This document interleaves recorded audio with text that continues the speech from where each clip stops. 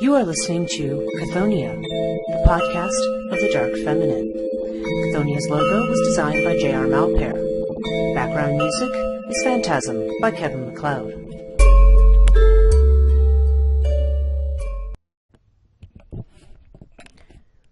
Hello and welcome to Chthonia. I'm your host, Breachberg, and this week we are still in our series about the Mahavidyas. We're going to talk about the goddess Dhumavati. Now, Dhumavati is a Mahavidya that I haven't had a whole lot of experience with in the past, but as I was researching her for this particular episode, I was really surprised at how much, how relevant she is right now, and how much she resonates with certain current issues that have been going on.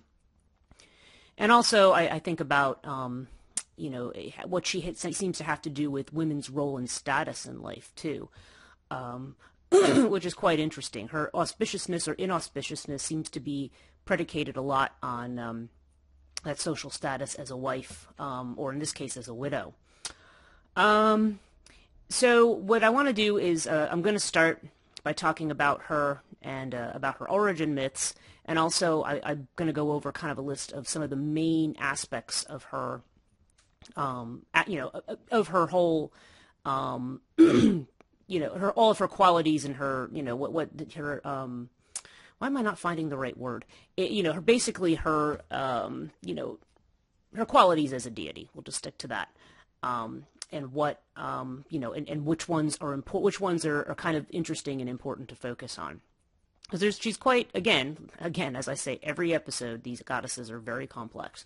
So, they're not unilaterally one thing or another. Now, Dhumavati means the smoky one, okay? And it's at the Vasanasi temple, which is one of the few Dhumavati temples that exists in India. One of the priests there described her name as meaning sad smoke, because there's a couple of different origin stories associated with her that will make sense. Now, let me just describe her here. I have just a quick, brief introduction. She is one of the Mahavidyas, a group of 10 tantric goddesses. Dhumavati represents the fearsome aspect of Devi, the Hindu divine mother. She is often portrayed as an old, ugly widow and associated with things considered inauspicious and unattractive in Hinduism, such as the crow, that's interesting, and the Chaturmas period, which has to do when Vishnu goes into his sleep. And therefore the more inauspicious deities kind of are able to kind of run amok. The goddess is often depicted on a horseless chariot or riding a crow, usually in a cremation ground. Her prayers are said to pacify Ketu. Now, Ketu is the south node of the moon in Vedic astrology. And Ketu, tends to be what they call a malefic in the chart. It's, again, like anything, Ketu doesn't have to be malefic in its influence.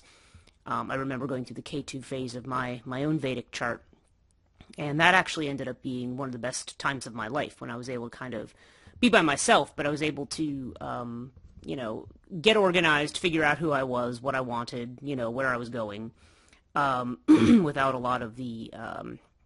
I was just divorced at the beginning of my K2 period, so it was just, it was a good time for me to reassess who I was. So K2 doesn't, K2 and K2's influence on your life doesn't have to be negative. But Dhumavati, if any negative K2 influence, Dhumavati is supposed to help with that. Okay, just to continue. Dhumavati is said to manifest herself at time of cosmic dissolution, pralaya, and is the void that exists before creation and dissolution. That's interesting. While Dhumavati is generally associated with only inauspicious qualities, her 1,000-name hymn relates her positive aspects as well as her negative ones. She is often called tender-hearted and a bestower of boons. Dhumavati is described as a great teacher, one who reveals ultimate knowledge of the universe, which is beyond illusory divisions like auspicious and inauspicious. Her ugly form teaches the devotee to look beyond the superficial, to look inwards, and to seek the inner truth of life. Okay. She is also a giver of siddhis, or supernatural powers, a rescuer from troubles, a granter of all desires and rewards, including ultimate knowledge and moksha. Her worship is prescribed for those who wish to defeat their foes. Her worship is considered ideal for unpaired members of society, meaning single people, bachelors, widows, world renouncers, and tantrikas. In her Varanasi temple, however, she transcends her inauspicious and acquires the status of a local protective deity. There, even married couples worship her. Because one of the things that's said is that one should not worship Dhumavati if they look to be in a relationship or to be married, because she creates the desire to be alone. Though she has few dedicated temples, her worship by tantric ritual continues in private secluded places like cremation grounds and forests. Okay, so the other thing I want to read to you is the description of what she looks like. It's the sort of traditional symbolic image of Dhumavati. And she is seen as an old hag with a winnowing basket on a horseless chariot. And they note that she has hardly has an existence outside the Mahavidya group. In fact, I think in her origins it was said that there's she seems to have come into Hindu mythology somewhere between the 10th and 15th century CE, and isn't really, developed that much as a deity or character until the 19th century. So she's quite late in terms of, her being developed kind of as an entity of her own. As a goddess of poverty, frustration, and despair, Dhumavati is associated with Niriti, the goddess of disease and misery, and Elakshmi, the goddess of misfortune and poverty. And there's another goddess, Jesta, who is also added to that list. So I'm going to talk about that from David Kinsley in a few minutes. But first I want to just talk about sort of the major aspects that I want to talk about in this episode. First, she's similar to other inauspicious goddesses, but she's not the same. And I just mentioned those particular three who are associated with, you'll see that in terms of their imagery and her imagery, they're quite similar, but they're not really the same. Okay, her definite separating characteristic is that she is a widow, and the others are not. The others are portrayed as married women, even though they may be portrayed with similar characteristics. For example, having the crow, or having a winnowing basket, or carrying a broom. Now that's interesting. You have an old hag carrying a broom. So there's that association. Her association with the crow is interesting. We'll talk about that. Her association with smoke, okay, meaning smoky offerings, and that supposedly in her temple, that's what she likes. If you're burning incense or camphor or whatever, she likes something that's really like, choking smoke. She likes that.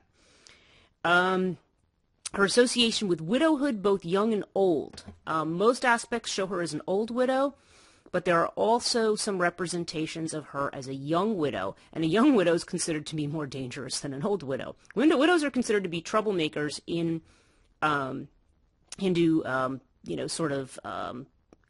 Hindu social law, I guess you could say. And they're not considered to be. They don't have a social status.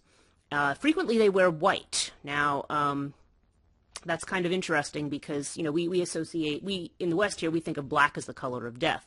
But in the East, the color of death is white.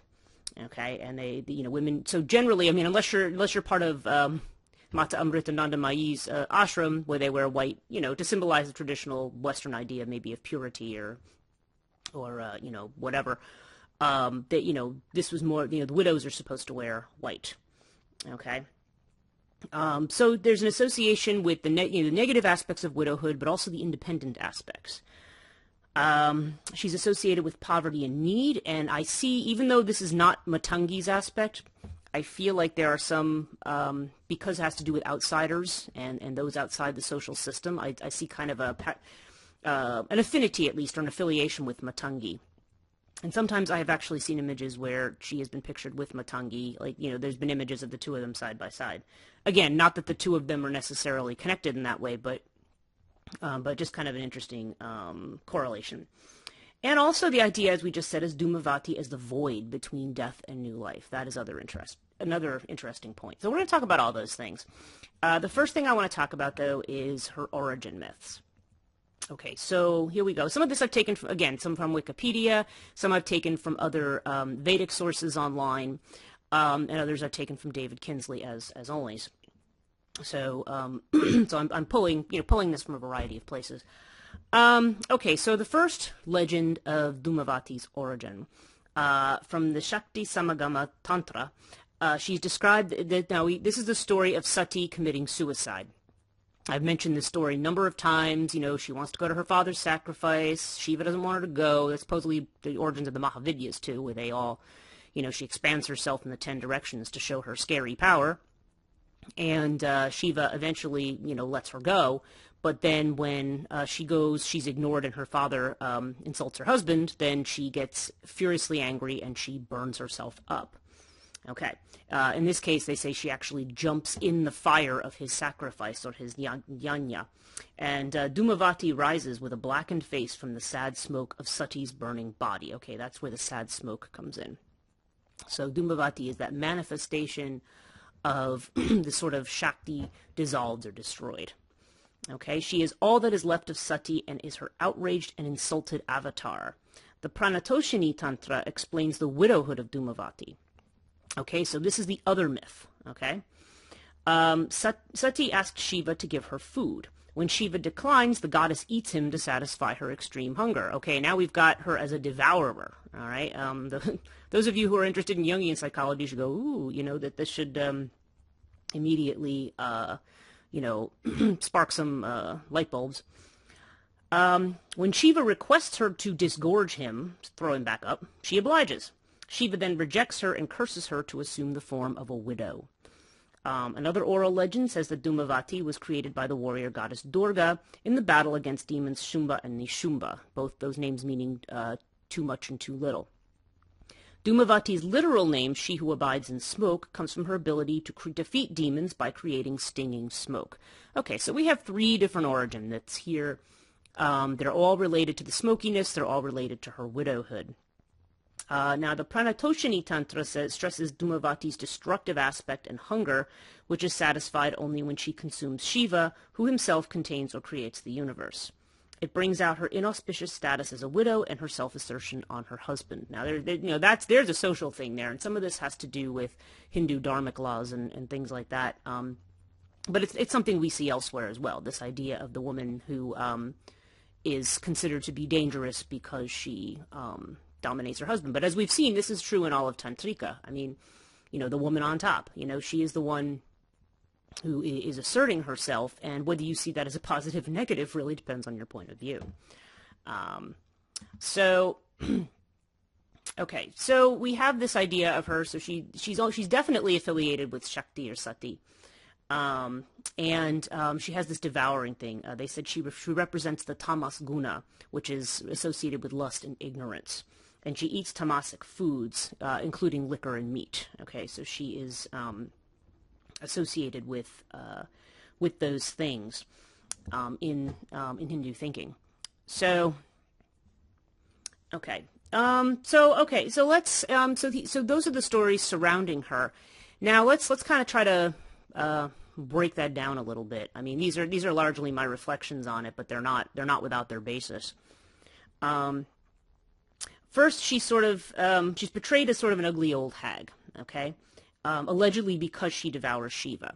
Now, I'm thinking of also, you know, a related theme. Now, when we in the West, what do we think of when we think of a scary old dangerous hag? And in this case, she's carrying a winnowing basket, okay? But you know, which actually would have to do with the idea of discrimination. And I don't mean like negative discrimination. I mean sorting between right action and non-right action, okay?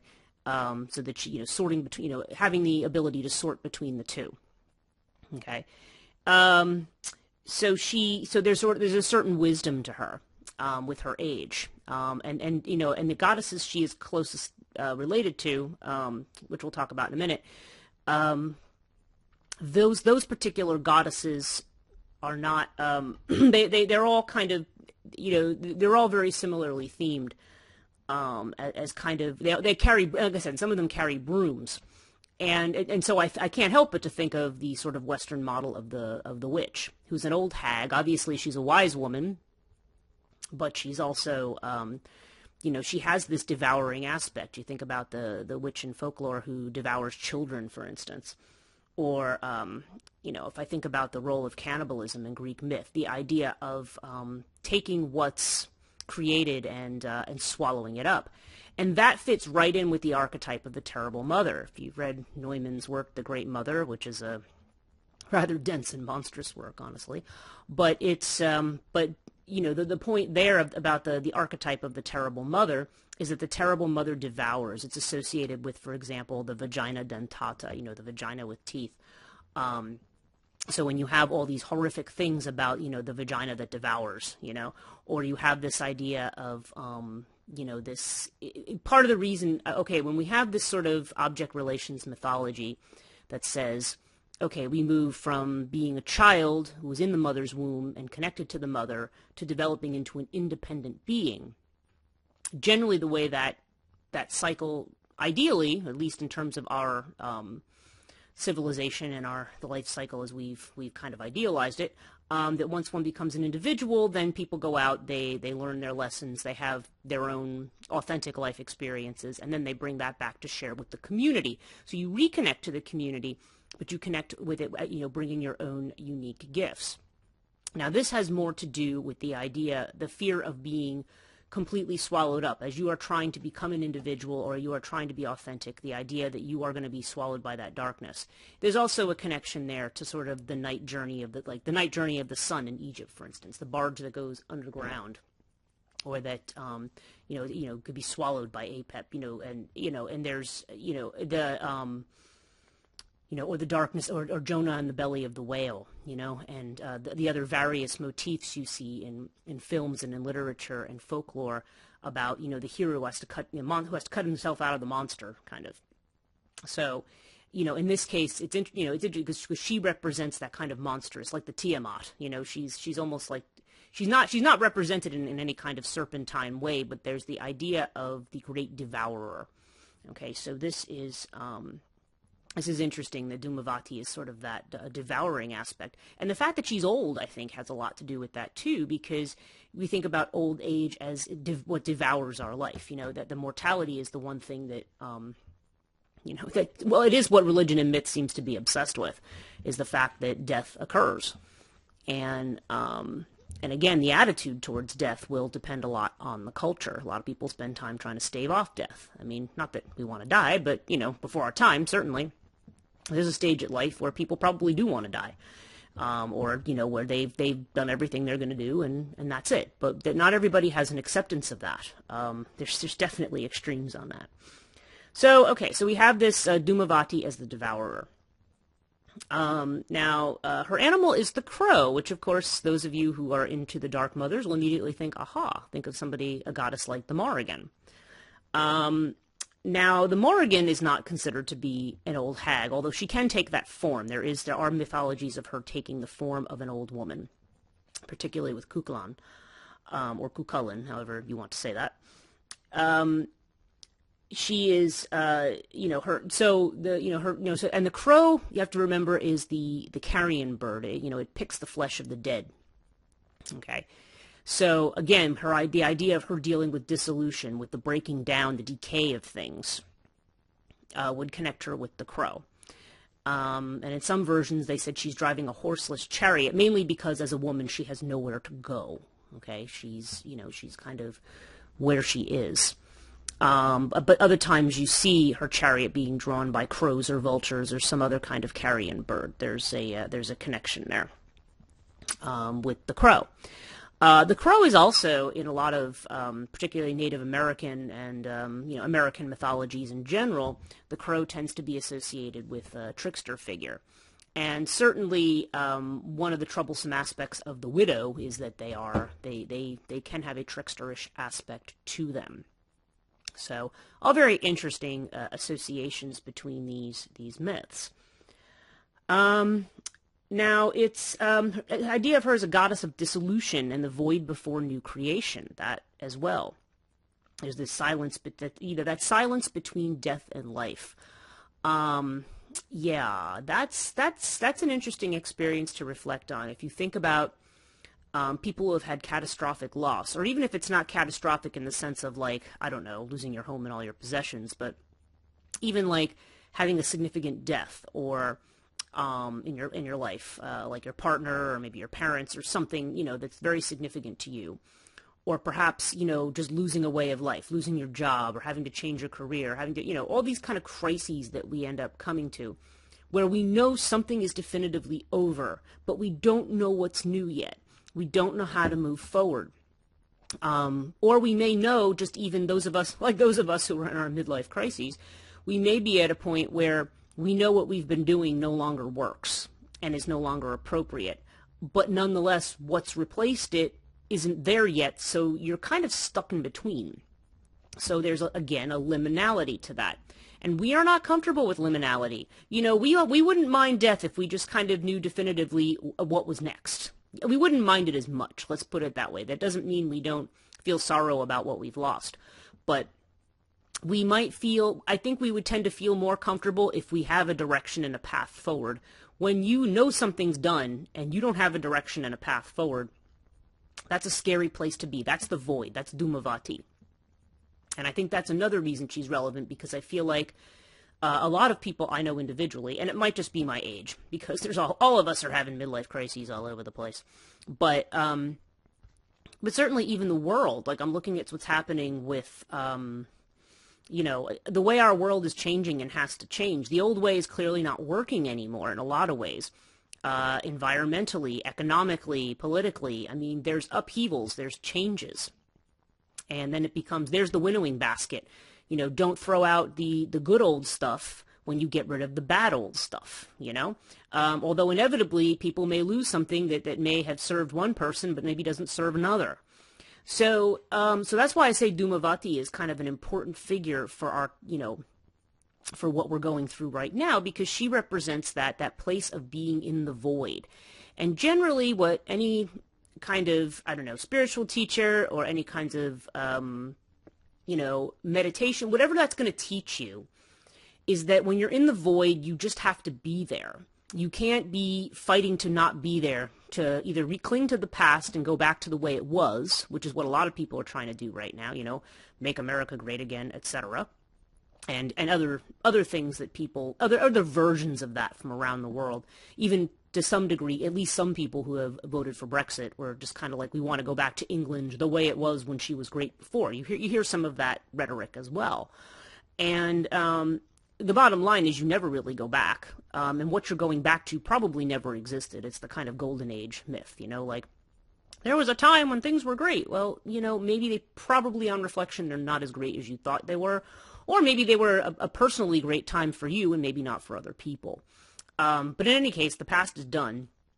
And then it becomes a case of, and you don't want to get too obsessed with the future. So it's really, Dhumavati is about forcing you to live moment to moment in the present, which is what meditation exhorts you to do. Be here and now. Be aware of where you are now, because really that's the only moment that exists. Time is a construct that we use to measure things, basically measuring time between birth and death.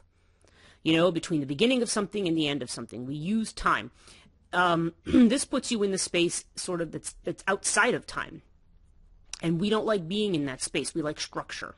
Okay? So Dhumavati really has an important lesson about living in the present and being here, but also accepting that time marches on and that things change. Okay? And that and in some cases too, given her old age, as it's been said, her apparent, the apparent negativity of her old, and they actually say she has an old ugly form, like, sagging breasts and, she's, wrinkled and actually they say she has dark skin, which, I'm okay. There's more of that, probably, well, there's a lot of social implications of that association. Let's just put it that way. But it's kind of that spot of being in the void. There's a new beginning coming. It's just not there yet. So there's also an element of being patient and being in the moment that can be taught to us by Dhumavati. Now here's just another little clip about her that I saw. Dhumavati is a manifestation of the antisocial and inauspicious elements in women and is an antithesis to the goddess Lakshmi, who's the goddess of true wealth. Like Lakshmi, Dhumavati rules over the 4 months of the rainy season, when even solar light is obscured by the evil water spirit. It's interesting interpretation of the rainy season there. But as we know, the rain also serves a purpose. This coincides with Chaturmas, a period during the year where the god Vishnu sleeps. Okay, at that time, darkness rules and the soul loses its usual luster. This period is considered inauspicious, and as such, no auspicious ceremonies like marriage should take place. Okay, now it's interesting. That's 4 months. That's a quarter of the year. Actually, it's more than a quarter of the year, isn't it? It's a third of the year. And it's, so, there's a third of the year that they think of as being in darkness. Now, we can think of our mythologies like the one of Persephone having to do with winter and spring. The comparative Western myth, at least in Greek myth, might be the myth of Persephone in the sense that when Persephone goes to the underworld to be with her husband, and of course they talk about that as being half the year, then that is when, things die and things don't grow, and in a way, Dhumavati may be very similar. And they're saying that, when Alakshmi, or Dhumavati, any of these other inauspicious deities, when they run amok, it says they run amok with goblins and ghosts. And so you kind of, again, get this kind of feeling that one gets in the autumn when things are dying, and then you move to a holiday like Samhain or Halloween, and then everything, and then you have the death of winter. Now that's certainly true in the West. The way the seasons run in India is different, so it's going to be slightly different in the way that it is interpreted there, but nonetheless, it's the same idea. The idea of another mythology of, the sun being obscured in its own way. In this case, fire obscured by water, in a way. And if you think of fire as being sort of the energy of life, water kind of can have a dampening effect on that, or can put fire out. So, and can create smoke. So, it's kind of like, it's not, you can kind of see where all of that sort of comes together. But Dhumavati, so she has this this inauspicious character, but like I said earlier on about my K2 phase, it's like, okay, what is to be done during those periods of time, and what can they actually teach you that's positive? And again, I'm doing a lot of recording right now. Right now, I'm actually out of work because again, this whole coronavirus thing, they've decided to make us work from home. Which I've been doing, but I'm also, doing some of this other work in between. And so everybody's very scared and they're very upset, and there's a lot of people going absolutely crazy, both like in the stores and online, and people screaming at each other to stay home. I mean, it's just, it's crazy.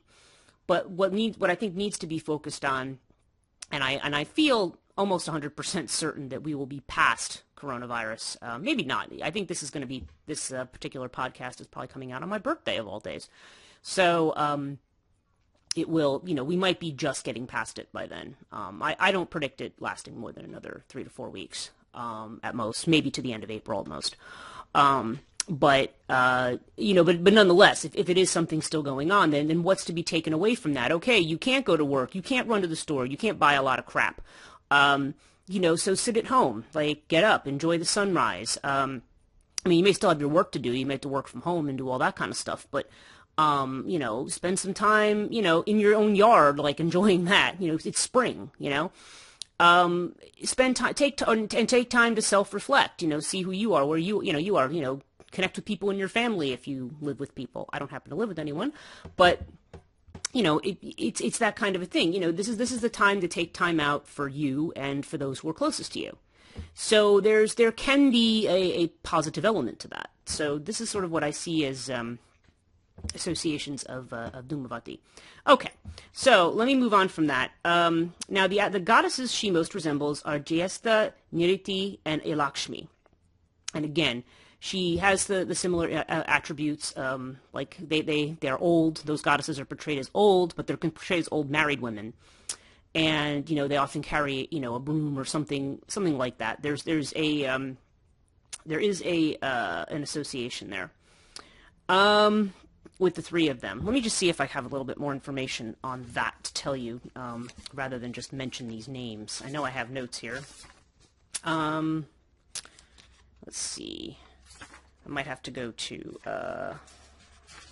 what's his name? To to David Kinsley for this, because I think he is the one who discusses that at length. Yeah, let me look at David here and what he has. Okay. All right, so let's first talk about Nirti. Nirti is known in the earliest Vedic text, the Rig Veda, as a dangerous and inauspicious goddess.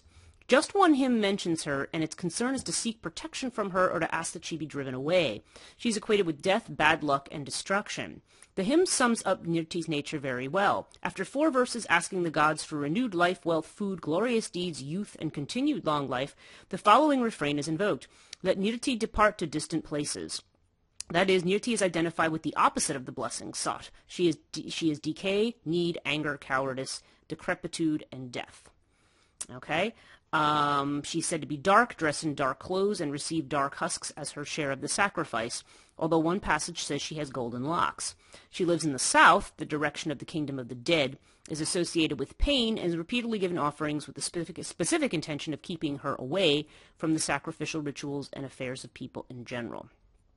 Okay, and she has continued to be known in tradition, and her nature has not changed. Yesta also appears very early in the Hindu tradition, and he says she might have had a widespread cult during some periods. Many of her images have been found during the 7th and 8th centuries. She seems to have been widely known in South India. In physical appearance, she bears similarities to Dhumavati. She is described as having large pendulous breasts descending as far as her navel, with a flabby belly, thick thighs, raised nose, hanging lower lip, and is in color as ink. She is black or sometimes red, holds a lotus and a water pot, sometimes making the sign of protection. She wears many kinds of ornaments, as well as a tilaka, an ornamental mark on her forehead, which identifies her as a married woman. Her hair is usually braided and piled on top of her head or wound around her head. She has a banner depicting a crow. Sometimes a crow stands next to her. She rides a donkey or is drawn in a chariot by lions and tigers and carries a broom. Now, according to the Linga Purana, she was born when gods and demons churned the ocean to obtain the nectar of immortality, the Amrita. She was given in marriage to the sage Dusaha, who soon discovered that his unattractive wife could not bear the sound or sight of any kind of pious activity. When he complained to Vishnu, Vishnu told Dusaha to go with his wife only to places where inauspicious things occur. Hence Yesta's popular epithet, A Lakshmi, she who is inauspicious. Among the places specifically mentioned as appropriate residences for her are homes, where family members quarrel and elders eat food while disregarding the hunger of their children. Eventually, Dusaha abandoned Yesta. She complained to Vishnu she could not sustain herself without a husband, and he dictated she would be sustained by offerings from women. Okay. It is also significant as a link between Yesta and Dhumavati that her name means elder or eldest. Dhumavati, as we see, is shown as an old woman. Now, Lakshmi, the third goddess, is mentioned as early as the Sri Sukta, a very early hymn in praise of the goddess Sri, which translates to respect. In that hymn, Sri is asked to banish her sister, Lakshmi. Lakshmi is said to appear in such inauspicious forms as need, poverty, hunger, and thirst. Lakshmi, or Sri, that's another name for her, goddess of true wealth, is her exact opposite, and the two do not dwell in the same place at the same time. Their natures are incompatible and are unable to exist they're not able to exist when the other's present. Lakshmi is described as an old hag riding an ass. She has a broom in her hand. A crow adorns her banner. The crow and the broom are also associated with Dhumavati. Okay. Now, here's an interesting thing about the festival of Diwali, the festival of lights that occurs in November. And it always occurs after Navaratri, the festival of Durga, and then following the Kali Pujas, where a lot of these dark mothers are, have their worship usually again in November. And then it's followed by Diwali. Now, here's what Kinsley says about this. This is on page 179 of, Tantric Visions of the Divine Feminine. He says, the contrast between Lakshmi and Lakshmi is dramatically evident in the festival of Diwali, and the rituals and practices leading up to it. The ghosts of the dead are said to return for the 3 days before Diwali, which takes place in the autumn on the night of a new moon. The demon Bali emerges from the underworld to rule for 3 days, and goblins and malicious spirits are abroad, including Lakshmi. People invoke Lakshmi to drive these spirits away and light lamps to frighten the demons. In general, evil spirits are exorcised, especially Lakshmi, who is believed to have reigned on earth during the past 4 months. Okay, that's when Vishnu is sleeping. In addition to the lighted lamps, which Lakshmi dislikes, People bang pots and pans or play instruments to frighten her off.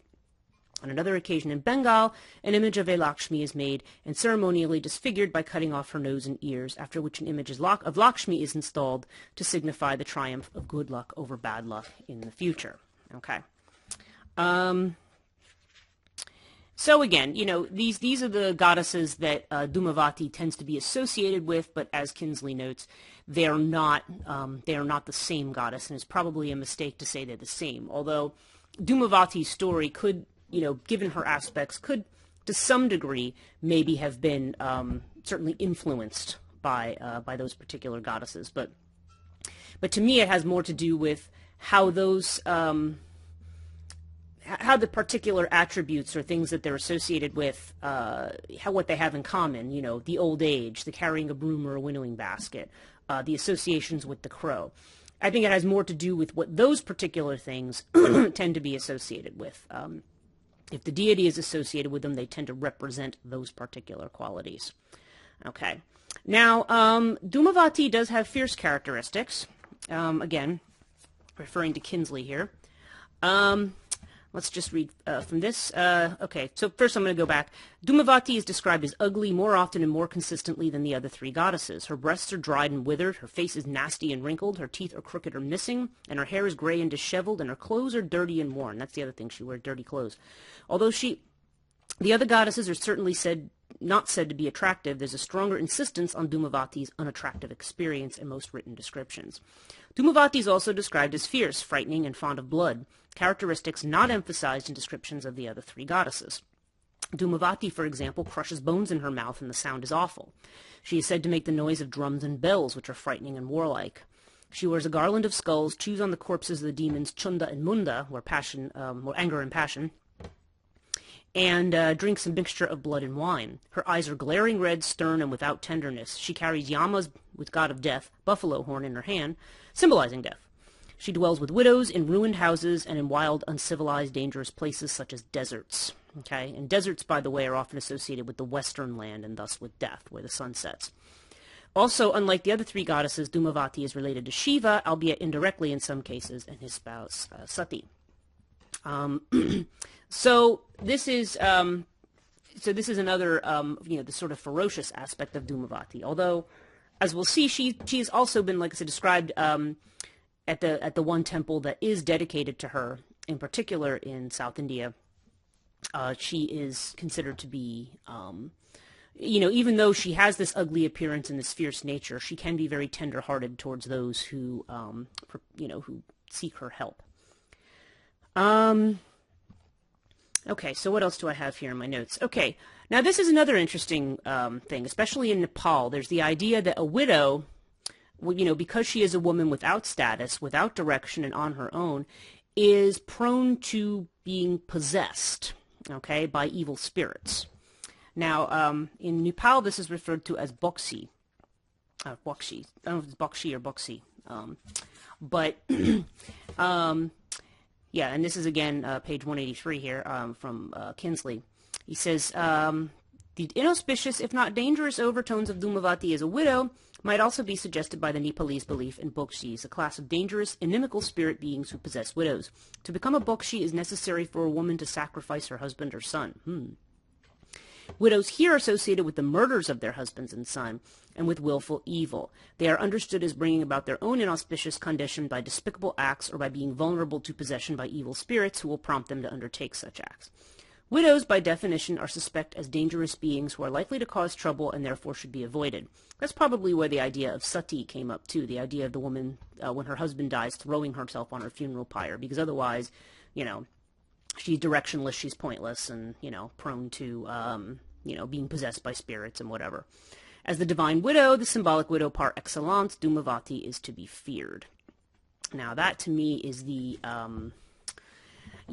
that gets a lot into the social and Vedic view, and they did say that's actually in Hindu law, about, having to do with widows and their status. And, that's one of the things, to me, that is a social thing. That is it's a way that, it's social more than having to do with what I would consider to be the higher functions of Hindu religion, the deeper ones. This has more to do with the community and what is beneficial to the community.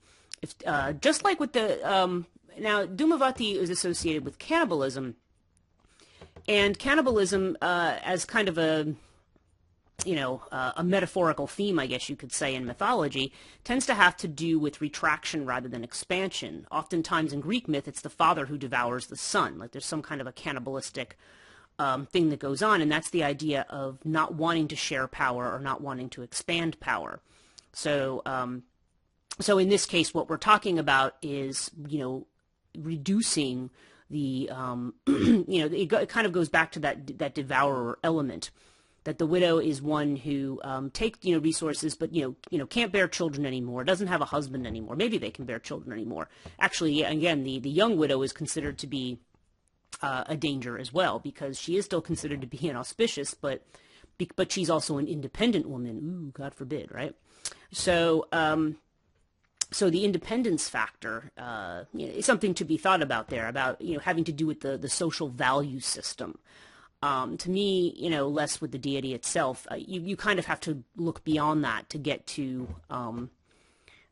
what the deity really is, or what, obviously, yeah, you don't want to do rituals or form alliances that are going to bring influences into your life that you don't want. Nonetheless, you need to acknowledge that those forces are there, and you need to show respect for them. And it's not uncommon, certainly in paganisms, ancient paganisms, for the community to, do these kinds of things, to say, hi, I know you're there, but and I respect you and your power, but please stay away from me, because people don't want these things in their life. We don't want poverty. We don't want homelessness. We don't want to be directionless. We don't want things. We want a life full of abundance and meaning, and we want an expansive life, not a contracting one. Dhumavati represents a contraction. She represents dissolution, not the outpouring of Shakti, but rather the retraction of it. Okay. Now, when I see this idea of sad smoke, I made this comment to myself in my notes on this. Dhumavati, I have a work that I'm working on called the Morrigan Diaries, and I sort of have 3 different views of the Morrigan. And of course, maybe not coincidentally, the Morrigan has 3 different aspects. But these are all aspects that have kind of come, I don't know. Some of them are just in dreams or in inspirations. They're not fantasies. They're just these kind of inspired view of the way I see the Morrigan.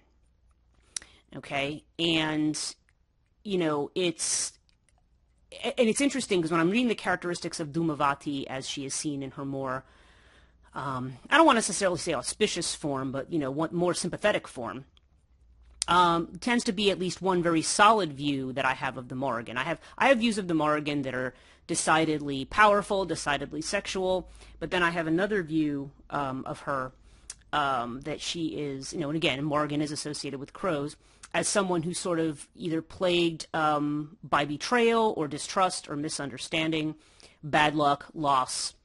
Because the Morrigan Diaries is about the Morrigan, being here in the world at this time. And she is most definitely, in spite of the fact that the Morrigan, as I see her, is actually a very beautiful woman, she tends to be, treated with a certain amount of suspicion and disrespect. And she is alone. And this particular aspect that I see of her is alone, prefers to be alone. And but is also very tender towards people who appeal to her, and even if they don't fully understand her, at least that they are they obviously have positive intentions towards her. She and again, she doesn't necessarily do it through an outpouring, but she might do it through generosity and so forth, at least in the stories that I have. So I thought that was interesting. I'm like, Dhumavati definitely resembles. Oh my God, talk about putting 2 words together. Resembles this particular character that I have, and with the difference that I don't see the Morrigan as being old and ugly in this particular case. I mean, again, there are mythologies of the Morrigan where she does appear as a hag, but not particularly in this one, although she certainly can appear as that when she wants to. So, okay, that was just a reflection I had that I wanted to sort of mention there, especially for those who might be interested in my other work outside the podcasts that is coming along at this time. Okay, so a few other reflections that I have here, just to talk a little bit more about Dhumavati. Okay, the idea of the woman with nowhere to go. Widows, again, have no social status in India according to their law, or at least according to the Vedic law. And that's why she's associated with poverty and need, because, since she doesn't have a husband to take care of her, she doesn't have anything. She's kind of on her own. And that's why her chariot usually is portrayed as having nothing to draw it. There is nowhere for her to go. And that's really quite sad. It kind of makes her, and that's why I think in my mind, I sort of started allying her a little bit with Matangi, in the sense that they both have to do with those who are now cast out of society. You're no longer useful to us. And that's kind of a really, pardon me saying it this way, it's a real shitty attitude to have towards your old people. And it's, because there's obviously wisdom, but see, the wisdom of the older woman. An older man might be a sage and go off into a forest. And technically speaking, what they've said is that a woman could do that too. That could be just like a man at that age of life. She could take, vows of renunciation and leave the world and try to, have some kind of spiritual attainment. But women who still choose to be in the world, it's like, well, what good are you? You're not producing children. You're not, I mean, it doesn't mean necessarily that person isn't a mother or doesn't have a family already. But it's but then the rest of the family members would have to come together to take care of her. So she becomes, in a sense, a burden. Although, again, strictly speaking, one doesn't have to be just because their husband's dead. That doesn't mean that they're not capable of doing the same things that they did before. So quite an interesting commentary. And I'm not really sure that anybody that I know personally, at least, from India, necessarily has that attitude towards old people. I don't think that they're disrespectful or shun person just because they've lost their spouse. I think they've progressed. I'm not sure. If that was the attitude, it seems to me they've progressed in a large margin past that attitude. That's not, thankfully, not from the typical social way of dealing with things. But it's interesting because the idea is that now that, what I find interesting about it is the idea that now that the woman is free, because she doesn't have her, her family obligations, she doesn't have her husband, although she might have her family obligations, right? But she doesn't have a husband anymore, so she is no longer bound to his will, okay? That a woman again, it's that danger of a woman by herself. There's a book that came out, I want to say it's by W. Scott Poole, Poole being Poole. It's a book. What is it? I think it's called Monsters in America, and it's a fascinating book that I read once about modern cinema and film. And one of the things that it talks about is the spate of horror movies that came out about revolving around women or pregnant women, or women's sexuality.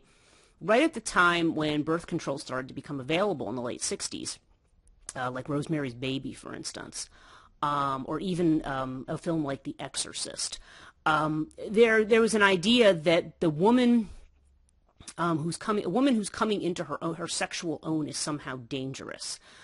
We have in Rosemary's Baby, you have the idea of Rosemary as giving birth to Satan's child. You know what I mean?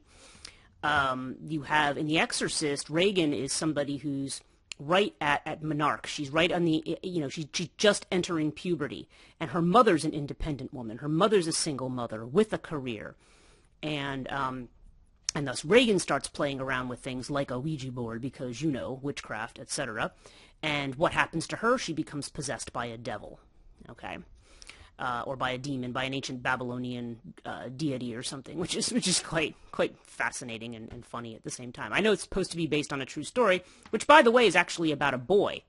It's supposedly, the supposed true version of The Exorcist had to do with a 14-year-old boy, not a girl.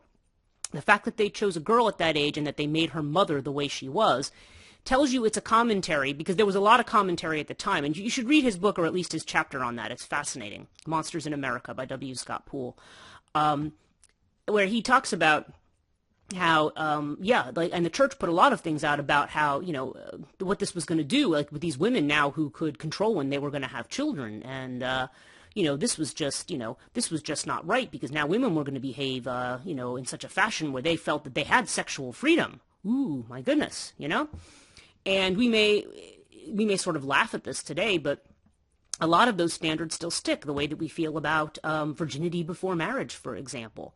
The way that we feel about women who don't get married or aren't partnered. I was married once. I've been living alone for quite some time. And it's hilarious when I go places, if a man goes out someplace by himself, people will always just, nobody says anything about it. I go someplace by myself, they're like, oh, you mean it's just you? And my usual response is, yeah, I'm kind of old for a babysitter.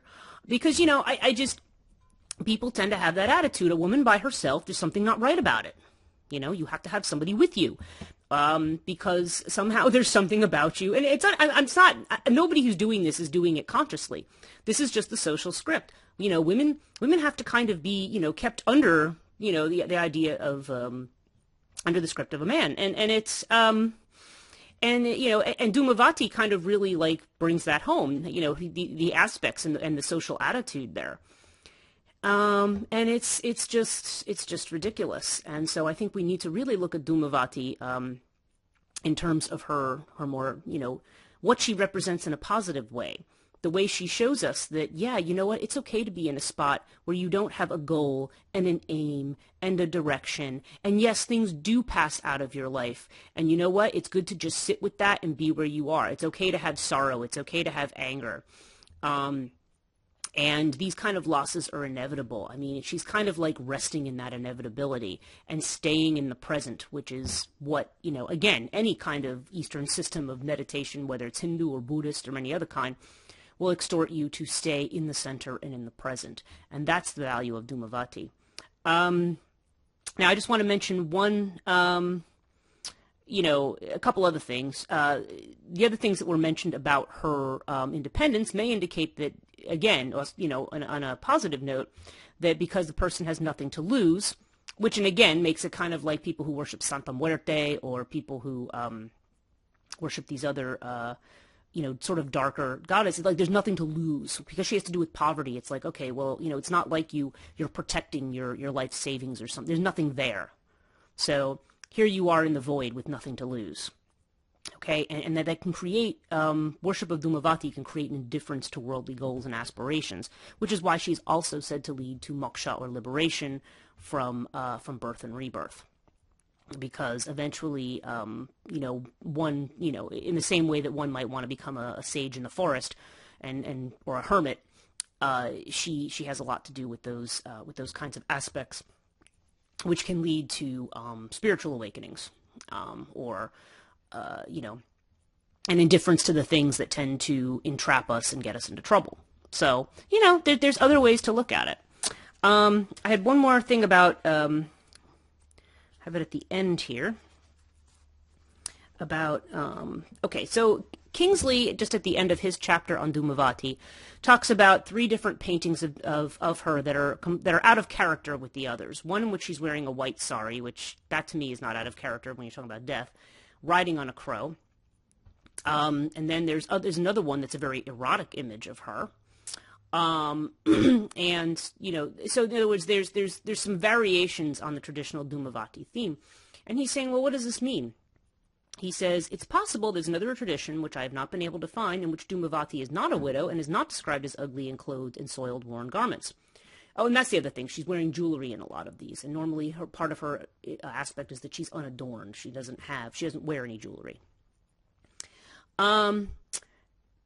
Barring this, a plausible interpretation of the paintings might relate to the reputation of widows as dangerous to men. Attractive young widows, who in most upper castes are prevented from remarrying, are considered particularly threatening. Because her husband has died, the widow is a woman who has lost her social identity, at least from the point of view of the Hindu law books. From the male perspective, she's a social misfit, and if she's attractive and still in her childbearing years, she represents temptation. She might also be understood to have strong, unsatisfied sexual longings, particularly in light of the claim made many male-authored texts that females are sexually insatiable. Yeah, probably not.